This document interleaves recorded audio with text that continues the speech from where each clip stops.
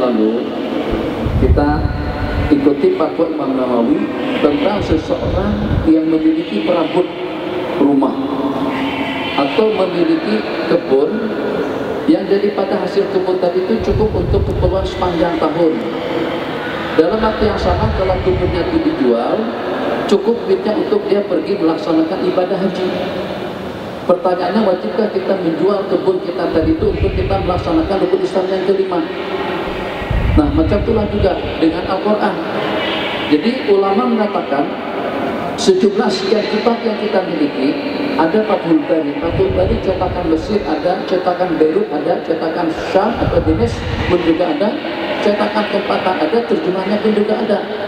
Wajibkah dengan kita menjual kitab Fathul Bari daripada 5 set tadi itu kita jual yang 4, yang 1 kita kekalkan sebab itu keperluan kita, yang selebihnya kita jual untuk kita pergi haji, untuk kita berhutang. Ulama mengatakan kalau seandainya antara cetakan dengan cetakan itu ada perbedaannya dan memang satu persatu kita perlukan, itu kita tidak wajib jual.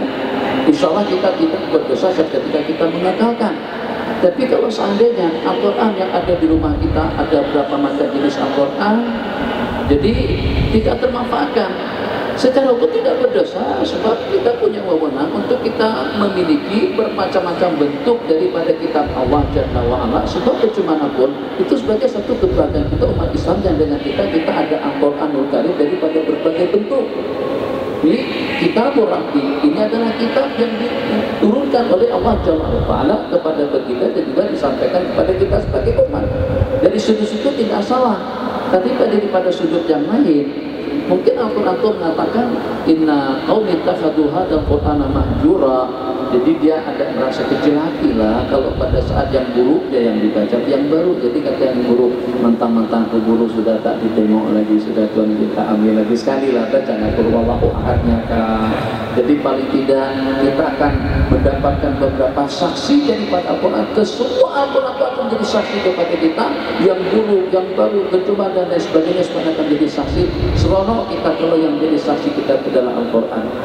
Jadi bagaimanapun rasa-rasa baju pun macam itu juga. Jadi kalau tanah kita hadiahkan daripada kerja dalam almari saja macam itu. Hanya setakat untuk pameran saja banyak dipamer setiap almari penuh dengan baju-baju kita. Jadi kata baju bila aku dibawa ke masjid, bila aku dipakai untuk sembahyang, bila aku akan dimanfaatkan, kan akan ada. Jadi kalau kita nakal dengan perasaan, coba dengan kita buat, misalnya anak kita ada 5. Yang satu itu saja kita bawa ke masjid, yang lainnya kita tidak pernah ada di masjid. Mesti dalam hati mereka pertama terasa hati, bermain dalam pikirannya, kenapa abang tak pernah ajak aku pergi ke masjid. Itu suatu hal yang boleh kita amati seperti itu pada saat ada dengan nikmat yang tidak termanfaatkan. Dan anggota tubuh diingat, pernah kita katakan dahulu, kalau kita kurang mengaktifkan, memanfaatkan kesehatan, tenaga, kekuatan yang Allah bagi, mustahil nikmat itu akan Allah ambil daripada kita.